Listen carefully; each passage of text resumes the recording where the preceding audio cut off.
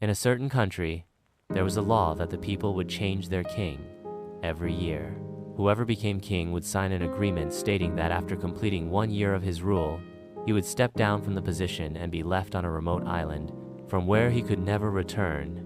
When a king's 1-year term ended, he would be taken to a specific island where he would spend the rest of his life. On this occasion, the king would be dressed in the finest clothes, seated on an elephant, and taken on a farewell tour of the entire country where he would bid everyone goodbye for the last time. These were very sorrowful and heart-wrenching moments. Then, the people would leave the king on the island forever. Once, while returning after leaving their former king on the island, the people saw a shipwreck. A young man had saved himself by clinging to a wooden plank. Since the people were in search of a new king, they took the young man aboard their boat and brought him to their country. They requested him to rule for 1 year. At first, the young man refused, but eventually, he agreed to become king for a year. The people explained all the rules and procedures of kingship to him, and also informed him that after 1 year, he would be left on a specific island. On the 3rd day of his rule, the young king asked his minister to show him the place where all the previous kings had been sent. Respecting the king's wish, arrangements were made to take him to the island. The island was completely covered in jungle and filled with wild animals.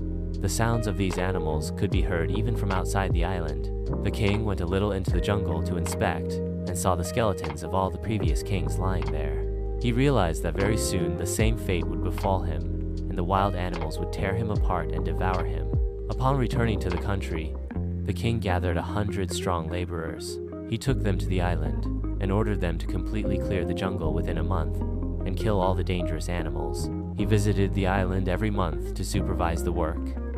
In the first month, all of the dangerous animals were killed, and many trees were cut down. By the second month, the island was completely cleared.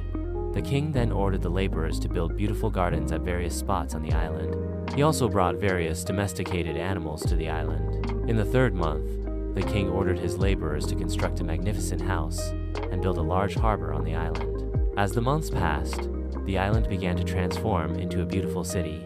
The young king dressed simply and spent very little on himself. He invested most of his earnings from the kingdom into developing the island. After 10 months, the king told his minister, "I know that in 2 months I will be left on the island, but I want to go there now."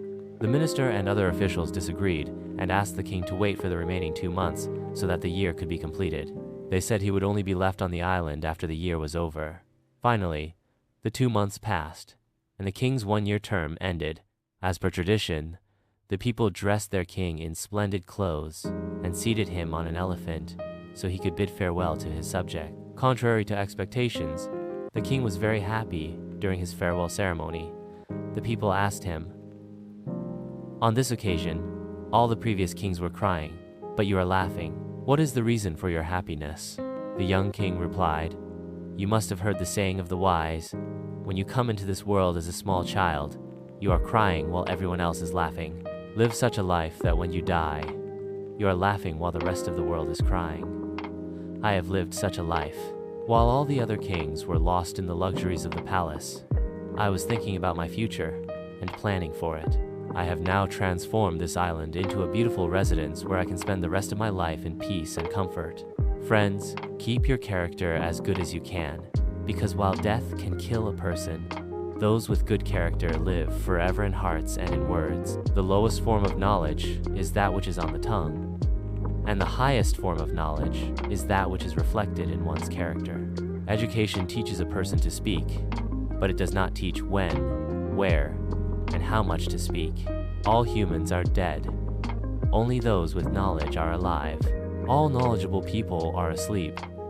Only those with sincerity benefit. Successful are those who are free from arrogance.